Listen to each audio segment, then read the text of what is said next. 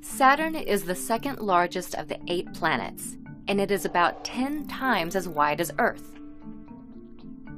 Despite its size, Saturn is actually the lightest planet. It is predominantly made of the gases hydrogen and helium, and because of its particular gaseous composition, Saturn is the only planet in the solar system that's less dense than water. If the planet were placed on an enormous ocean, it would be able to float.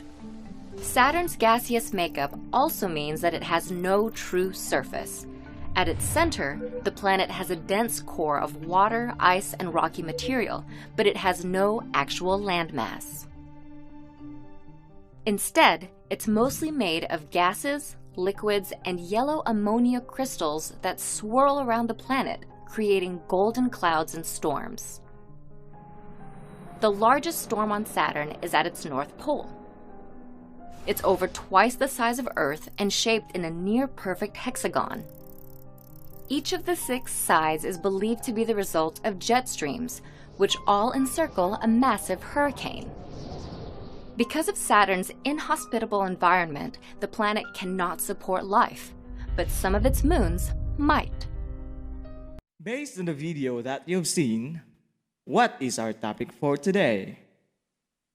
Yes, our topic for today is all about the planet Saturn. Good morning, ma'am. Good morning, classmates. So my topic is all about the appearance of planet Saturn. So we all know that Saturn is the 6th planet in the solar system. The distance from the sun is 1.4 billion kilometer.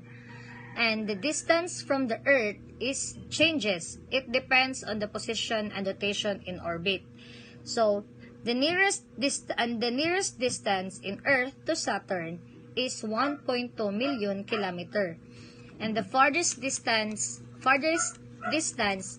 is 1.7 billion kilometer.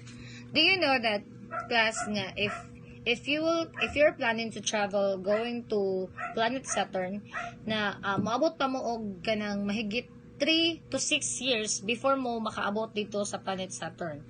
And then it also takes 29 years after it guns rotating in the sun.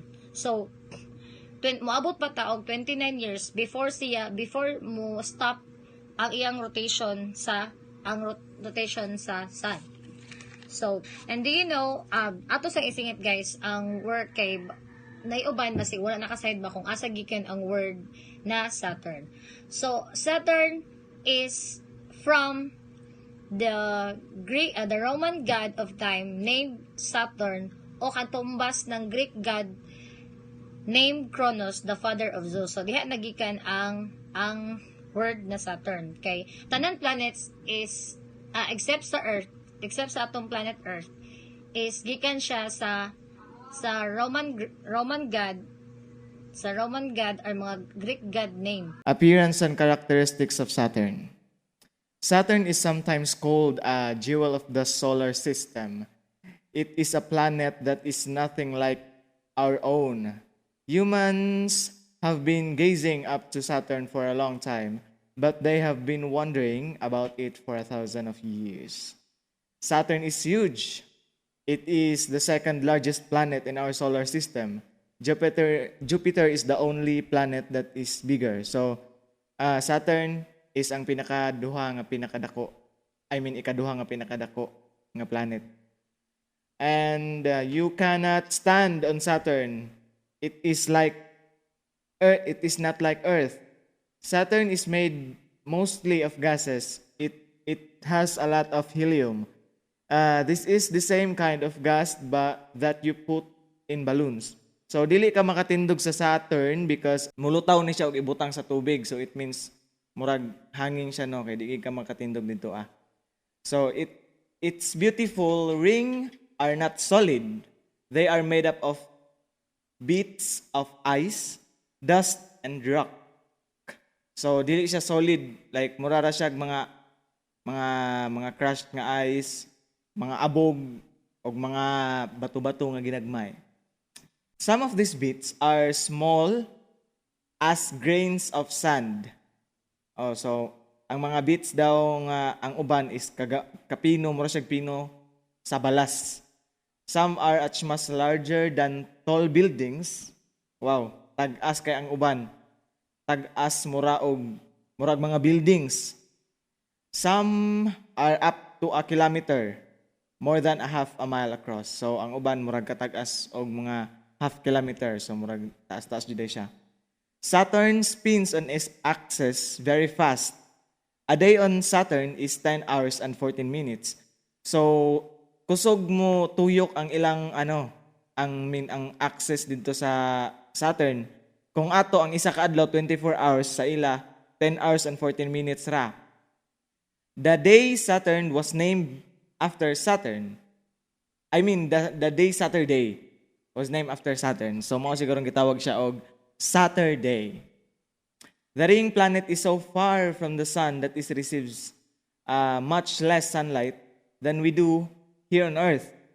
Yes, the sun looks smaller from here. Ang syempre mas layo-layo man siya kay 'di ba ika-6 sila nga planet, 'di ba? Ang kita ika-3rd. So gamay na lang nga sunlight ang moabot sa ila didto. Other planet have rings. Saturn rings are the only ones that can be seen from the Earth.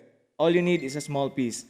So ang tanan kabalot I mean ang uban naa siya mga rings like Jupiter, 'di ba na ring ang Jupiter, pero ang makita gikan ra diri sa atong planet, ang Earth is ang ring sa Saturn. Mag-need lang daw taog small small telescope. The rings are huge but thin. The main rings could almost go from Earth to the moon, yet the less than a kilometer thick. So, dako ang iyang ring pero nipis. The main ring niya, ang kalayon niya murag ang kalapdon bali, moabot siya nga murag gikan diri sa atong planet sa Earth hangtod sa moon. So lapad gid kayo siya no. Ang iya pong thick kabag-on bali murag less than a kilometer. So nga na siya ka murag kabag-on niya. Saturn could float in a water because it is mostly made of gas, diba? Nag-ingon ko ganina nga mulutaw gid siya pag ibutang nimo siya sa tubig bali mo ra siya styro. It is very windy on Saturn. Winds around the equator can be 1,800 kilometers per hour. That's 1,018 miles per hour on Earth. The fastest winds only get to about 400 kilometers per hour. That's only about 250 miles per hour. So, ang Saturn daw, hanginon, murag imong X. Okay, this time we talk about the composition of the planet Saturn. Okay, we all know that Saturn is one of a kind planet because of the rings. So, it is a beautiful planet. So, it is also the second largest planet in our solar system. So, Saturn is interesting planet to learn. Okay, so when it comes to composition, the gas giant Saturn contains many of the same components as the Sun. So the same dagan siya kanang kuan same components sa Sun. Okay, although it is the solar system's second largest planet, it lacks the necessary mass to undergo the fusion needed to power a star. So once siya dili siya lacks siya, dili kaya siya mo produce og star. Okay, still its gaseous composition and the stunningly beautiful rings that surround it make it one of the more interesting objects of the solar system. Saturn is predominantly composed of hydrogen and helium. So when we say hydrogen, it is a non-metallic material, okay? The two basic gases of the universe. So mo na siya ang main bali. Okay? The planet also bears traces of ice containing ammonia. So contain siya ammonia, methane, and water. So unlike the rocky terrestrial planets, gas giants such as Saturn lack the layered crust mantled core structure because they form differently from their rocky siblings. Okay. The surface also of the Saturn is classified as a gas giant because it is almost completely made of gas. So more on gas yun ang planet Saturn. Its atmosphere bleeds into its surface with little distinction. Okay? Example, if a spacecraft attempted to touch down on Saturn, it would never find solid ground. So, di siya makakita og solid ground. So, of course, the crop would be fortunate to survive. So, dili sila ingon nga mo survive kaya na siya nga planet. So, long before this, guys, the increasing pressure of the planet crush it. So, nagi siya tendency nga mag-crash ang spacecraft. So, because Saturn lacks of traditional ground, scientists consider the surface of the planet to begin when the pressure exceeds 1 bar, the approximate pressure at sea level on Earth. A higher pressure below to determine surface hydrogen on Saturn becomes liquid. So, may mo siyang liquid. So, traveling inward toward the center of the planet, the increased pressure causes the liquefied gas to become metallic hydrogen. Saturn does not have as much metallic hydrogen as the largest planet. So, di siya pareha sa Jupiter. So, differentiate sila about when it comes to, if compare na to siya sa Jupiter, okay? But it does contain more ices. So, nag-contain siya og mga ice, okay? Saturn is also significantly less dense than any or other planet in the solar system in a large enough pool of water. Okay, the Rhenes planet would float, so maglutaw siya. Okay. The composition of planet Saturn. Like Jupiter, Saturn is suspected to have a rocky core surrounded by hydrogen and helium.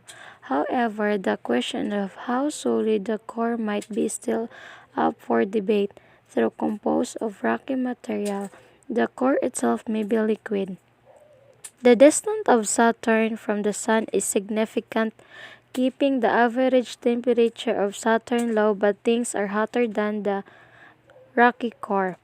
Their temperature can reach as high as 21,000 degrees Fahrenheit or 11,700 degrees Celsius. During the formation of Saturn, the core would have been created first. Research suggests that Saturn rocky core is between 9 to 22 times the mass of Earth. Only when it reached sufficient mass would be the planet have able to gravitationally pile of the light hydrogen and helium gas that make up the most of its mass. A strong magnetic field as on Jupiter, the liquid metallic hydrogen drives the magnetic field of Saturn. Saturn's magnetosphere is smaller than its giant siblings, but still significantly more powerful than those found on the terrestrial planets, with a magnetosphere large enough to contain the entire planet and its ring. Saturn's magnetic field is 578 times as powerful as Earth. And now, let's talk about moons of Saturn.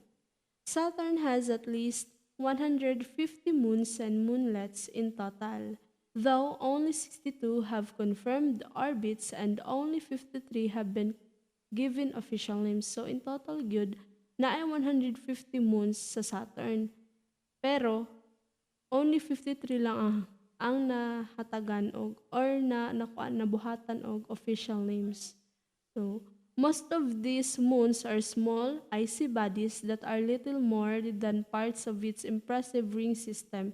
So, kasagari sa moon sa Saturn is gagmay lang siya og mga icy bodies siya. Tapos, ang kasagari po ani is part siya sa kanibitang na siya sa ring sa Saturn. These are the following moons of Saturn. So, dili na nako siya basahon guys, no? Pero, mana siya ang 53 moons of Saturn. So, magpakita na lang kog video ani nila or mga pictures.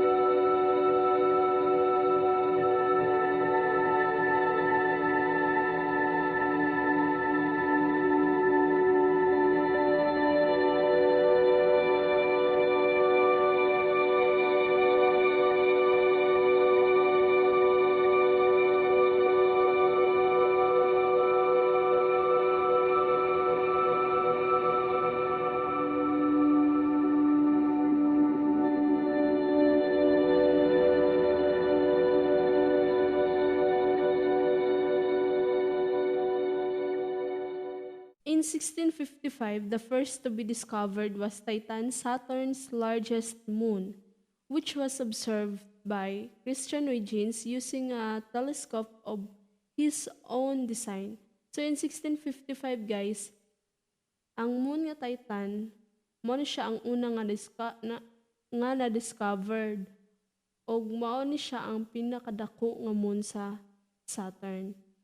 Og na-discover ni siya ni Christian Huygens gamit ang iyahang kaugalingong design nga telescope. Between 1671 and 1684, Giovanni Domenica Cassini discovered the moons of Thetis, Dione, Rhea, and Iapetus. In 1789, William Herschel discovered Mimas and Enceladus, while father and son astronomers W.C. Bond and G.P. Bond discovered Hyperion in 1848. So, na-discover ang Mimas and Enceladus in 1789 by William Herschel. O kanipod si Hyperion, na-discover ni siya sa 1848 ni father and son astronomers. In 1899, Hobby observed by W.H. Pickering. In 1966, the 10th satellite of Saturn was discovered by French astronomer Eugene Dollfus, which was later named Janus. This 11th moon was later named Epimetheus, which shares the same orbit with Janus and is the only known co-orbital in the solar system. So kani si Epimetheus ug si Janus, kani sila nga moon is the same lang ilahang orbit, no? And ang kani si Epimetheus is only known nga co-orbital siya in the solar system. In 1980, 3 additional moons were discovered and later confirmed by the Voyager probe. They were the Truhan moons and Helen, which orbits Dione, and as well as Telesto and Calypso, which orbit Thetis. Voyager spacecraft to the Cronian system in 1980 to 1981, which resulted in the discovery of 3 additional moons, Atlas, Prometheus, and Pandora, bringing the total to 17. By 1990, archived images also revealed the existence of Pan. This was followed by the Cassini-Huygens mission, which arrived at Saturn in the summer of 2004. Initially, Cassini discovered 3 small inner moons, including Methone and Palin between Mimas and Enceladus. So, kani sa Cassini-Huygens, nakadiscover siya og 3 small inner moons. So, man siya si Methane and Palin nga between siya sa Mimas and Enceladus moons. In November of 2004, Cassini scientists announced that several more moons must be orbiting within Saturn's ring. From this data, multiple moonlets and the moons of Daphnis and Anth have been confirmed. The modern names of Saturn moons were suggested by John Herschel in 1847. And now let's proceed to Saturn's large outer moons. The large outer moons, which orbit outside of the Saturn's E ring, are similar in composition to the inner moons, composed primarily of water, ice, and rock. Of these, Rhea is the second largest, measuring 1,527 kilometers in diameter and 23 by 1,020 kilogram in mass, and the ninth largest moon of the solar system. So ang kaning large outer moons mo na siya ang nag-orbit outside aning E, kaning sa E nga katong sa iyahang ring sa Saturn. So, ang isa ani sa Saturn's large outer moons is ang Rhea. Mo ni siya ang second largest nga moon sa Saturn, and mo po ni siya ang ika-9 nga pinakadako nga moon sa tibok kanin sa solar system. This is the continuation discussion, the topic Saturn's large outer moons. Titan is the Saturn's largest moon and comprises more than 96% of the mass in orbit around the planet.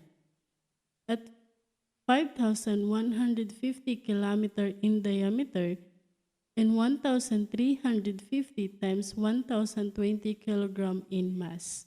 Titan is also the only large moon to have its own atmosphere, which is called dense and composed primarily of nitrogen with a small fraction of methane. Ang Titan ang pinakadako nga moon sa Saturn nga naay kaugalingon nga atmosphere nga which is nga bugnaw nga moon, then baga tapos nag-compost siya og nitrogen gas with a small fraction of methane.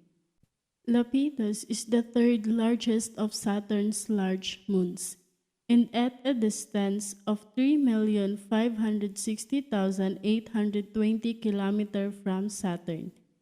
It is the most distant to the large moons, and takes 79 days to complete a single orbit. Lepidus is often called the yin and yang of Saturn's moons. Beyond these larger moons are Saturn's irregular moons. These satellites are small, have large radii, are inclined, and have mostly retrograde orbits, and are believed to have been acquired by Saturn's gravity.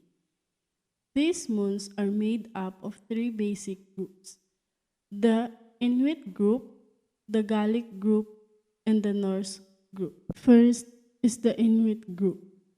Consists of 5 irregular moons that are all named from Inuit mythology. These 5 irregular moons are the Ijurak, Kivwik, Palyak, Sharnyak, and Targik. All have prograde orbits that range from 11.1 to 17.9 million kilometers and from 7 to 40 kilometers in diameter. Second is the Gallic group, are a group of 4 prograde outer moons named for characters in Gallic mythology. First is the Albirix, second is the Bivion, third Erapus, and fourth is the Tarvus. Her two the moons are similar in appearance and have orbits that range from 16 to 19 million kilometers. Their inclinations are in the 35-degree to 40-degree range. Their eccentricities are around 0.53, and they range in size from 6 to 32 kilometers. The Gallic group are a group of 4 prograde outer moons, which means these 4 groups orbit Saturn in the same direction as the planet spins. Last, there is the Norse group, which consists of 29 retrograde outer moons that take their names from Norse mythology. Retrograde outer moons is that the planet is actually spinning backwards. These satellites range in size from 6 to 18 kilometers. Their distances from 12 and 24 million kilometers. Their inclinations between 136 degree and 175 degree, and their eccentricities between 0.13 and 0.77. This group is also sometimes referred to as the Fugg group, due to the presence of a single larger moon in the group, which measures 240 kilometers in diameter. The second largest, Ymer, measures 18 kilometers across. Within the inner and outer large moons, There are also those belonging to Alkyonide group. These moons, Methone, Anth, and Pallene, are named after the Alkyonides of Greek mythology, are located between the orbits of Mimas and Enceladus, and are among the smallest moons around Saturn. Some of the larger moons even have moons of their own, which are known as Trojan moons. For instance, Thetis has two Trojans, Telesto and Calypso, while Dion has Helen and Polydeuces. In addition, Enceladus is one of the Saturn's smallest moons, covered in ice, and about as wide as Pennsylvania. Titan, Saturn's largest moon, nearly as wide as Canada. Titan is also the only moon in the solar system with clouds and dense atmosphere. Both Titan and Enceladus have underground oceans that would make them potentially capable of sustaining life. Rings of Saturn. The rings of Saturn are the most extensive ring system of any planet in the solar system. In the solar system, there are 3 planets has rings. The first one is Jupiter, next Uranus, and Saturn. Jupiter and Uranus has a ring, but the rings are not perfect. Only Uranus has a perfect ring.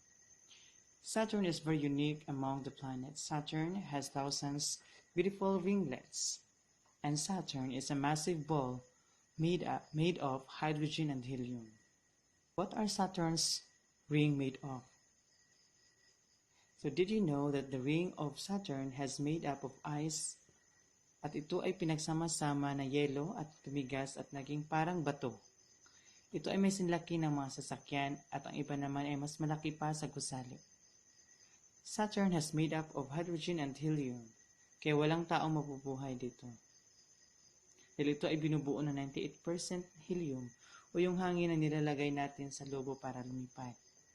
Ang planetang ito ay parang bagyo na pinagsama-sama times 10 na higit na mas malakas sa naranasan natin sa planeta. Muna siya nga, ang planeta nga Saturn, di mapuyan kay full of gases man siya. Muna siya si ulan, kilat, bagyo. Puro na sila bagyo permitting nga kusog kaayo. What is the ring of Saturn called? From far away, Saturn looks like it has 7 large rings. Each large ring is named for a letter of the alphabet. The rings were named in the order they were discovered. The first ring discovered was named the A ring, but it's not the ring closest to or farthest from Saturn. So dili siya, so nasa tunga ang A ring.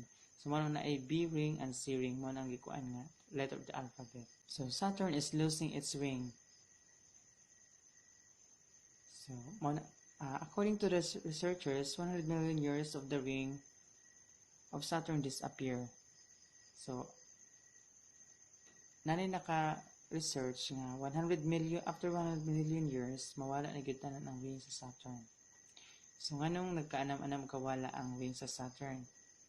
So, right now, it's raining 6,000 pounds of water in Saturn per second. So, per second, nagahatag siya og 6,000 pounds of water. Saturn's rings are disappearing dahil yung mga maliliit na asteroids ay bumabangga at ito ay natutunaw kaya may ring rings. So ang tawag sa ring sa Saturn nga matunaw is ring rings.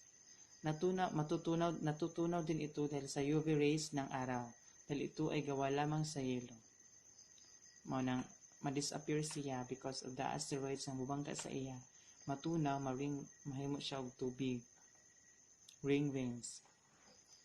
So what if rings breaks apart and fly out into the solar system? So mabungkag, mawala-wala, mga bungkag, mga atubisan asa.